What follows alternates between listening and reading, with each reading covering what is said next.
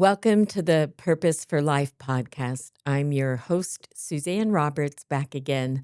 I'm the author of It's Deeper Than That and the founder of The Great Reconnection. And I am thrilled to have with us today an amazing human being who's a cherished friend, a colleague, and so much more. And I know you are going to be inspired and galvanized today listening to her. And welcome, Sharonda Crome, for being here with us today. Thank you. This is exciting to be here with you. Thank you so much. Sharonda, we met a long time ago when Sharonda came up to me and asked if she could be. No, she didn't ask, actually. Wait, she informed me that she wanted to apprentice with me. And so we've been on this journey together. And along the way of you growing and developing, there are ways when we're teaching together that you drop what I call truth bombs, like that everybody stops and goes, whoa, just wait just a minute here. So I'm going to Mm, ask you two questions and you can decide which one you want to answer first. But why is truth important to you? Why is it mhm, important to speak truth now? And then I want to go into my favorite one of your truth bombs, which is um, choose your hard. So, mhm. which is a truth. I think it's one of your first truth bombs that hits so hard and has stayed in our curriculum ever since, like choose your Yeah, hard. And it's in yeah, the documentary you talk about it. So if you all haven't yes. listened, go to unifyingsolutions.com, click on the book portal, and then you can watch the documentary in there. So thank you. It's a great documentary. All right. So truth. Why truth? Why now? And what's a truth bomb? And then choose your hard. Why now truth? I can speak to why now truth for me. And that is I just don't want to be defined by someone else. So I have to know what's true for me so that I can express what's true for me, so that I can choose what's true for me.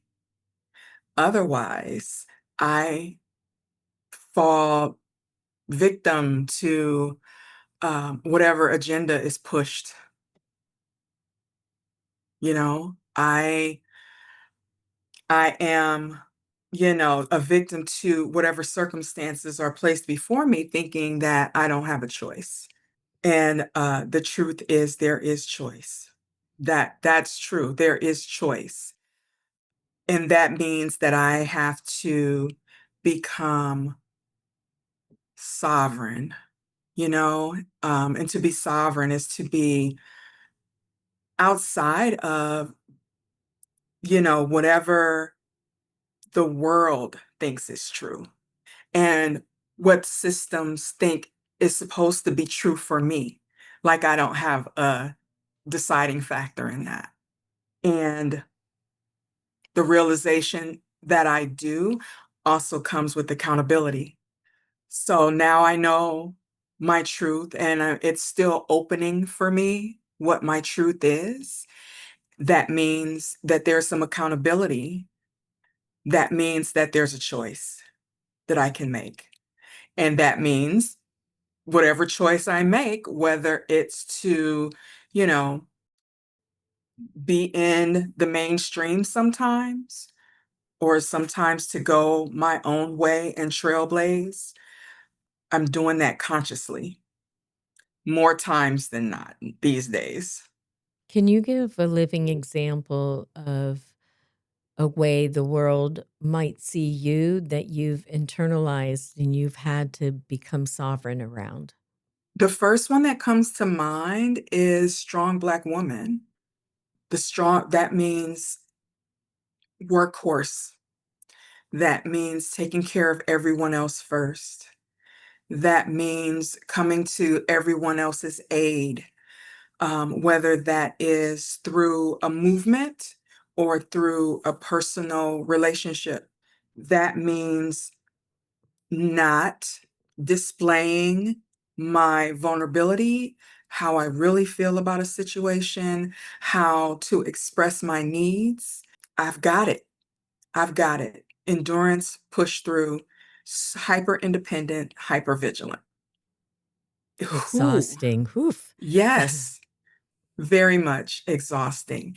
And that that was an identity that I carried proudly Mm. even through the endurance and exhaustion. And when I didn't feel like I could be strong, I equated that to failure. And so, how relieving and awakening and liberating, to understand that I don't have to be that thing. That is something that was made up. That was a made up idea, a made up trope that served the structure in a lot of ways. It served me too because I wore it as a badge, and it was made up to serve structures, to give, give, give until there was nothing left. And so, understanding that, number one, that was made up. Number two, there is something else available, which I don't know if I would have learned that outside of the polarity space. Mm. Everything was just something I had to survive through. Like, I can get through this until the next thing. And then I wasn't accomplished until this thing was over and something else that I thought or I've chosen, I could walk towards. And I realized that I do have a choice and I can define myself for myself. And so that meant looking inward and actually exploring what is my truth? What is it that I desire? What is it that I want to feel? What is it that I want to have curiosity about and turn toward? What is it like to put myself on the list? To Where care to, where on the yeah, list? first. First, I wasn't even on the list, to be honest. Mhm. I didn't even know that was an option for me at some point. Like, oh, I actually get to be on the list. And then it was, oh, I actually get to be first on the list. How revolutionary. um, and so, and both things are hard. And I think in that polarity space, having that realization that I could keep moving in this way, which is hard, which is exhausting, which is not my true identity. It was fitting in, it was giving very much fitting in. And then there's this other choice that was hard yet liberating, unpracticed, unfamiliar territory, terrifying, and life affirming. And when you talk about turning inward to Mm. discover who you are, what are some of the key either practices or questions or curiosities that have helped you navigate a space that was unfamiliar and scary and unknown in a certain kind of way? Yes. And along the way with that, was there enough reward in doing so that kept you going, even if it was hard? So the practices were number one, all the practices I learned in polarity therapy, but most importantly, collective power. Because strong Black woman requires isolation. And I didn't realize how isolated I felt in a room of people.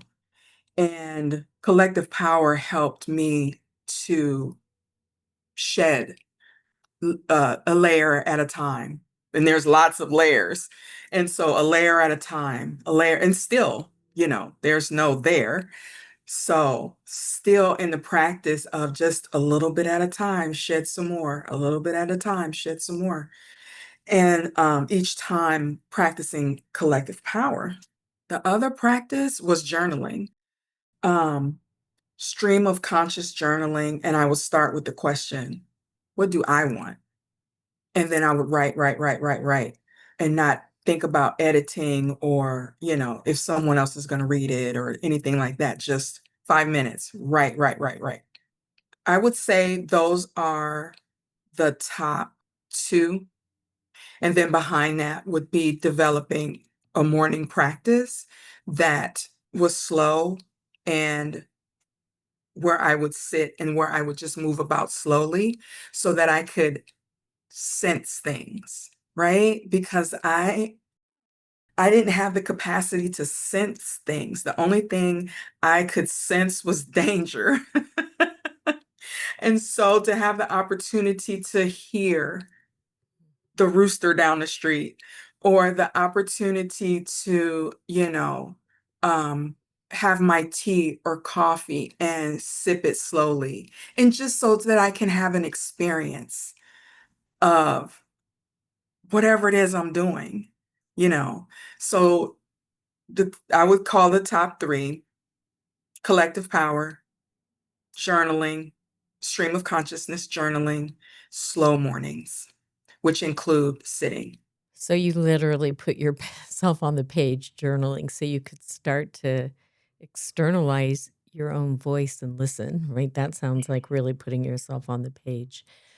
For our listeners, that because the way we do polarity is so unique and different. So Yeah. most people don't associate collective power with polarity, probably globally, but polarity is really the great reconnection. They're intertwined. They're a unique system of experiencing the living system of energy that's inside of everyone and Yes. everything and getting to know it inside of us.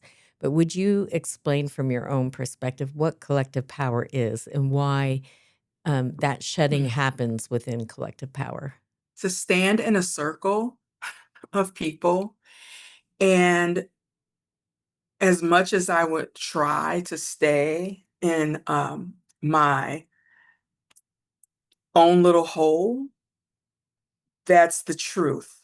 It's a reflection of the truth about nature and the truth about human nature, right? So to stand and it not be about personality, and to ground and root and connect, and to, first of all, what got me was my radiance is required piece. Hmm. um, to know that my rate to have my radiance in the space does not need to cause another person's radiance to be diminished, right? So we can all be blinding forces in this practice. And so to have that connection, that ground in a space that required my radiance, that was mind blowing in the first place. And then to amplify our inner radiance, amplify our aliveness. So we have our radiance, we have our ground, we have our aliveness, and we're amplifying it, right? And that requires me to feel myself so that I can be here with other living energy. I have to feel my own aliveness. I have to feel my own radiance. I have to feel my own. So I'm not looking out at what everybody else is doing. It's a natural, from my experience of it, it was a natural draw inward with the benefit of experiencing it with other people, with other human beings. So, yeah, that interplay with the turning inward and to have the experience of other people turning inward and then amplifying together, just talking about it like makes me drop in even deeper. What's interesting that you say that that's the first most primary important practice in terms of sovereignty. Because if Yeah. you're thinking about it, the way we build collective power is that we're uniting around the fact that we're all alive together, right? And that aliveness can hold all of our difference, just like a diverse forest Yes. where all trees reach for the sun, right?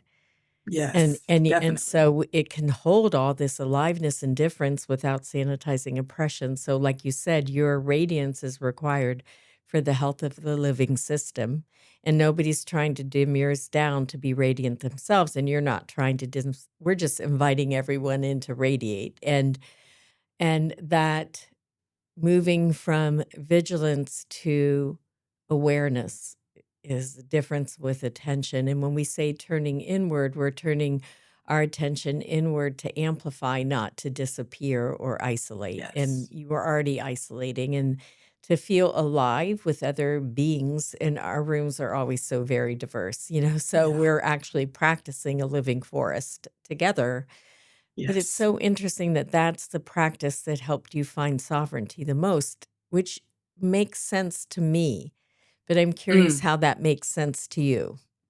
Because it was the hardest thing. I think I walked in with the idea of who I was, right? Mm, I didn't know I was an isolationist.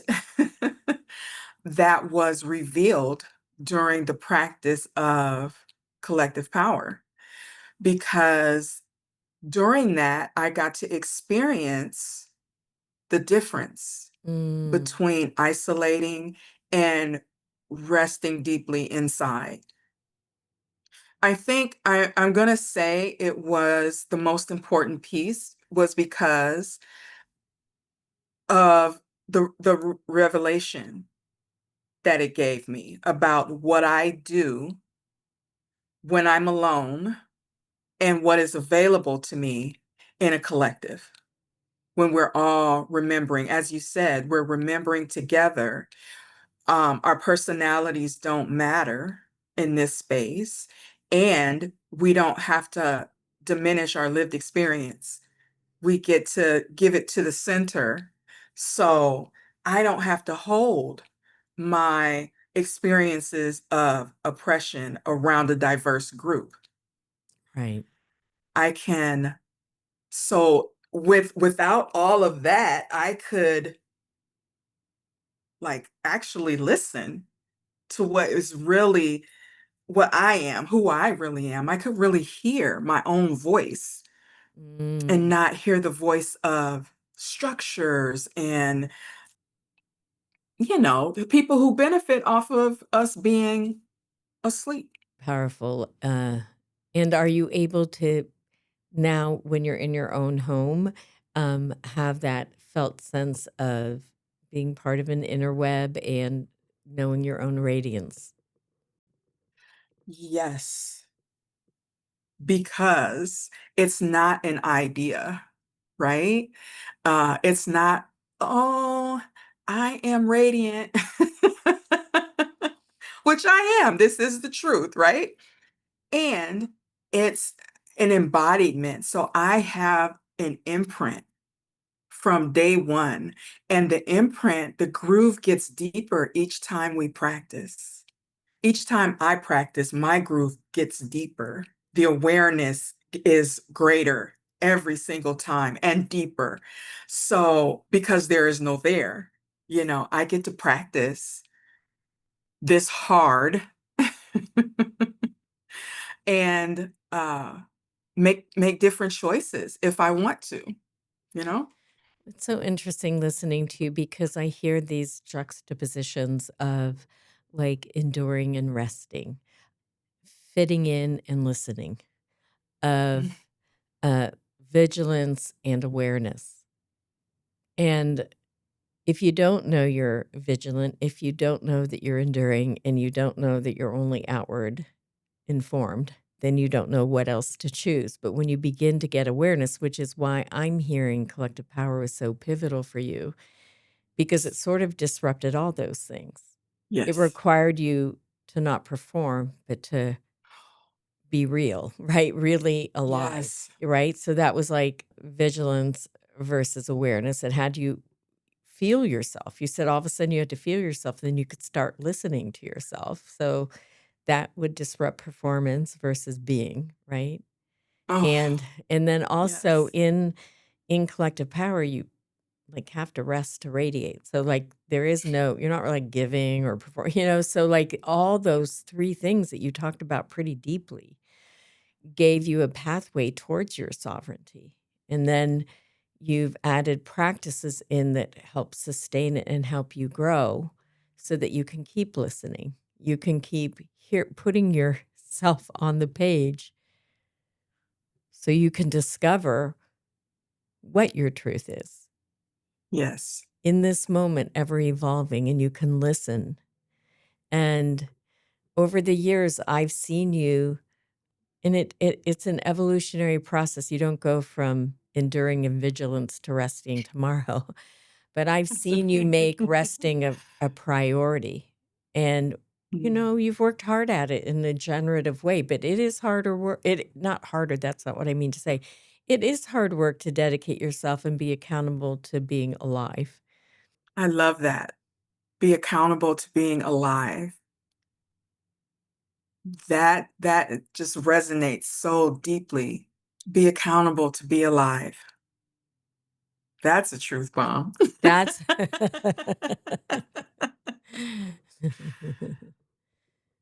Yeah, it's so living, being alive is one thing. Experiencing aliveness is something deeper. And for me, it comes from an inside out place. Being alive or living, existing comes from outside, impacting in place. It's like, oh, I'm responding, or excuse me, I'm reacting to the world around me from habit or to fulfill this need or Mm. chase something that I think is outside of myself. But aliveness gives me everything I need to respond and to have clarity and to, again, give me choice.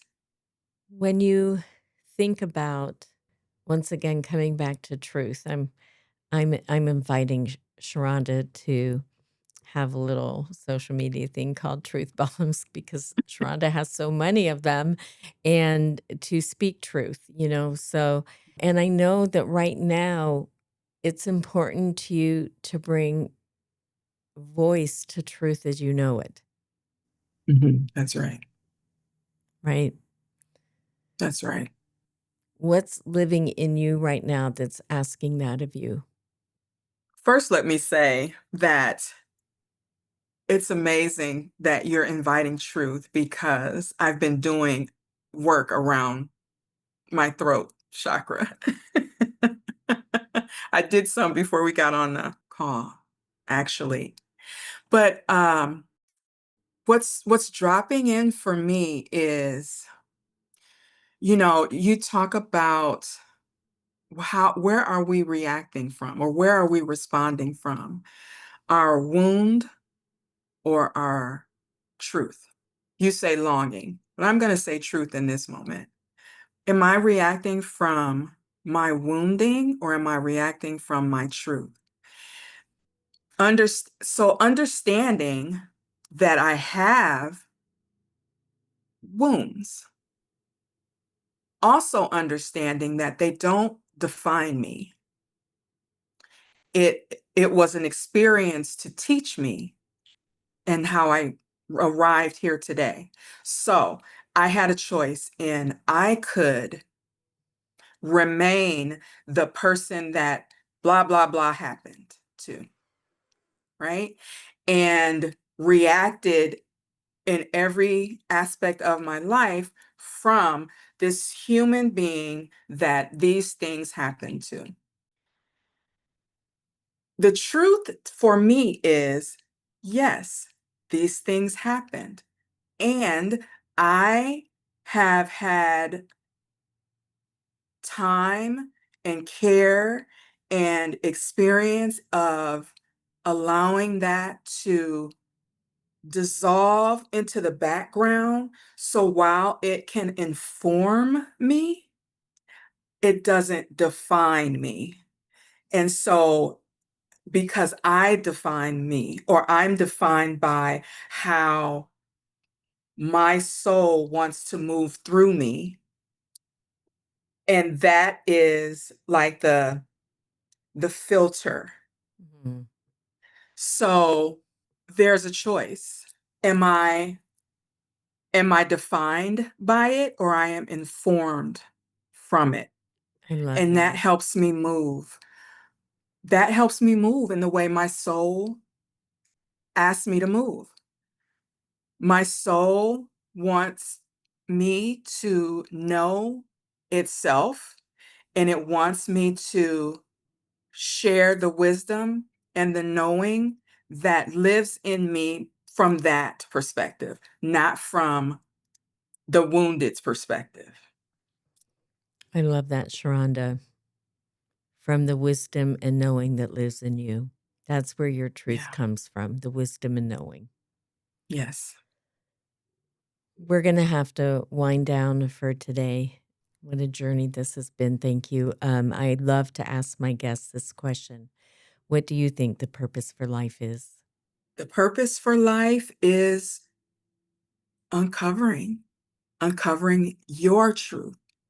How does your soul want you to experience itself, right? How does your soul wants to live through you? How does my soul wants to live through me?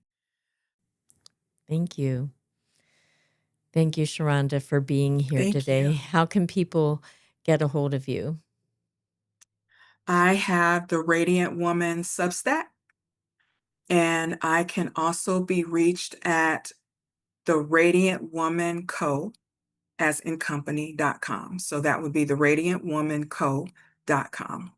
Awesome. Thank you. Thank you so much for Thank being you. here. Absolutely. Listeners, thank you for being with us here today, wherever you might be listening from all over this world. We are so delighted to have you here. Subscribe, and you'll learn about who's coming up next. We have a variety of human beings listening and leading their lives on purpose. And we, any questions you have, or if you want to come on the show, let us know. We'd love to explore that opportunity with you. So thank you for being here. And until next time, I'm Suzanne Roberts, the host of The Purpose for Life. Thank you.